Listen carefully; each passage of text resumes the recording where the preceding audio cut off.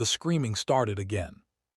It echoed across the empty street behind Maple Ridge Middle School, the place every student avoided when the final bell rang. But for two young sisters, Emma and Sophie Turner, avoiding it wasn't an option. Every day, without fail, three older boys waited for them. Every day, those boys turned the 10-minute walk home into a battlefield. And today felt worse than usual. Emma tightened her grip on her little sister's hand. Sophie's fingers trembled. "Just keep walking," Emma whispered, even though she was the one terrified. But the boys stepped out anyway, blocking the narrow alley like wolves circling prey. "Well, well, the Turner dolls," said Blake, their self-appointed leader. "Where do you think you're going?"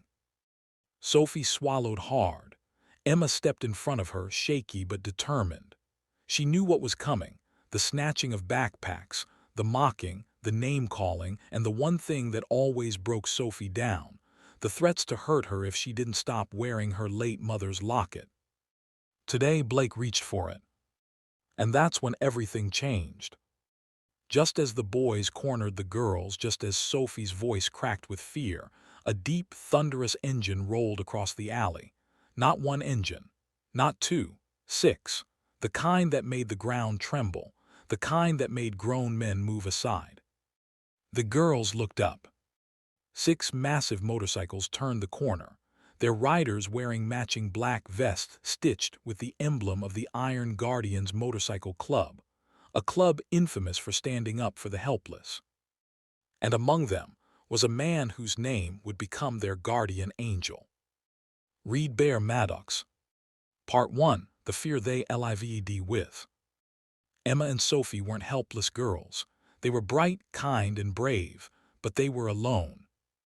Their mother had passed away 2 years ago. Their father worked 2 jobs trying to keep the family afloat. He left early and returned late, which meant the girls walked home on their own.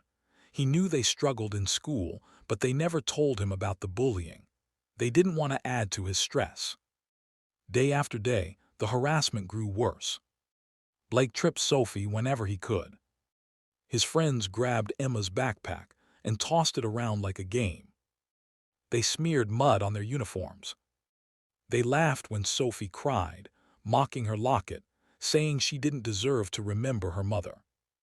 But the worst part was the fear that tomorrow would be worse than today. Emma hid her bruises, Sophie hid her tears. And no one else noticed. Or so they thought. Part 2. When the bikers stopped. Reed Maddox had been riding past Maple Ridge for weeks, delivering supplies to a community shelter nearby. He often saw the same 2 girls walking the same lonely route. He noticed how they kept looking over their shoulders, how anxious they seemed, how Emma held Sophie's hand too tightly for comfort. He'd seen that look before. He'd had that look before, back when he was a boy growing up in a violent home. And Reed didn't overlook fear. Not ever. On this particular day, when he heard Sophie scream, something in him snapped. He signaled to his brothers. They rode in fast. Blake and his friends froze like deer in headlights. Reed approached the girls slowly, lowering his engine's growl. "You two okay?" he asked gently. Emma could barely answer. She nodded, squeezing Sophie's shaking shoulders. Reed turned his gaze to the boys, calm but terrifying. "You 3 got a reason to be here." Blake's arrogance crumbled instantly. "We were just leaving." "You sure?" Reed asked, stepping closer. "Because it looked like you were bothering these girls." "No, we weren't." "You were," Reed's voice dropped, "and you're not doing it again." The boys fled fast. Sophie burst into tears. Emma tried to steady her. Reed knelt beside them. "You're safe now. Nobody's laying a hand on you again." For the first time in months, they believed it. Part 3. The girls find a family they never expected. The Iron Guardians didn't just scare off the bullies. They took responsibility. Reed insisted on walking the girls home, pushing his bike beside them while the other bikers flanked protectively. Sophie held his hand the entire way. At the house, their worried father stepped outside. He demanded to know what was going on. When Reed explained, the father's face crumpled with guilt. He had no idea his daughters were suffering like this. That night, something shifted. The Iron Guardians formed a routine. Every afternoon, one or two bikers waited outside the school, not threatening anyone, just present, just watching. Blake and his friends stopped appearing. The girls started walking home confidently again. Sophie smiled more, Emma talked more. Reed even helped Sophie fix the clasp on her mother's locket, telling her, "Anyone who tries to take this again will answer to us." For the first time since their mother passed, they felt protected, seen, cared for. Part 4, when the bullies came back stronger. Bullies don't always disappear, they regroup. Blake and his friends didn't like being embarrassed in front of the whole neighborhood. They didn't like that the girls were now smiling, and they really didn't like the bikers ruining their fun. So they plotted. One rainy afternoon, when the Iron Guardians got delayed at a charity event, Blake and his boys waited behind the school with a new plan, one that included a stolen pocket knife. Emma and Sophie didn't know anyone was waiting. They walked their usual route until Blake's voice cut through the rain. "You think your biker friends can protect you forever?" Emma shielded Sophie, but the boys cornered them again. Blake pushed Sophie to the ground and reached toward her locket. It snapped. She screamed. And in that moment, lightning didn't strike, but a motorcycle did. Reed arrived out of nowhere, skidding to a stop so fast the rain splashed like a tidal wave. He jumped off the bike before it even settled. He didn't touch Blake. He didn't yell. He didn't threaten. He just stepped between the girls and the boys, silently. But the fury in Reed's eyes, it said everything. His brothers arrived seconds later. Blake and his friends dropped the knife and ran into the storm. Part 5, the real fight begins. Reed helped Sophie up, checking her trembling hands. "Did he hurt you?" She shook her head, but her voice cracked. "He broke my mom's locket." Reed felt his chest tighten. "This ends today," he said. And it did. He marched the girls home and spoke with their father.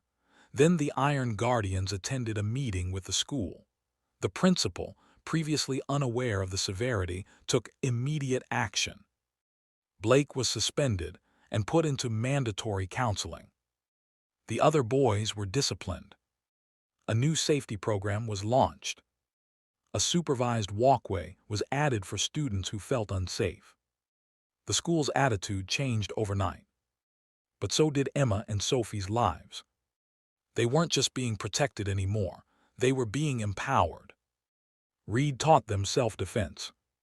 The bikers helped Emma join a school leadership club. Sophie learned to rebuild her mother's locket with Reed's help. The girls became stronger, not because someone saved them, but because someone believed they deserved to be safe. Part 6, the lesson that changed everything. Months passed. The bullies avoided the girls. The school became safer. The sisters walked tall. One day Emma asked Reed, "Why did you help us?" Reed smiled softly. "Because somebody once helped me when I had nobody, and when you've been saved, you save others." Sophie hugged him so tightly, he had to blink away tears. The Iron Guardians had turned from strangers into family. And the girls had gone from victims to voices for other students who were afraid to speak up. The story of what happened spread through the town. Kids started reporting bullying instead of hiding it. Parents got more involved. And everyone realized one truth: kindness is stronger than fear. And courage grows when someone stands beside you. Ending message for your video. If this story touched your heart, remember this: you never know who needs a guardian. Be kind, be brave, be the person who steps in when others stay silent. And now I want to ask you something. Backhand index pointing right. Have you ever helped someone who was being bullied or been helped yourself? Tell your story in the comments.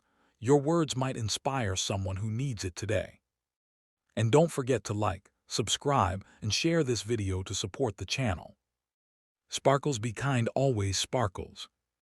Where every story reminds us what humanity can look like when we stand together.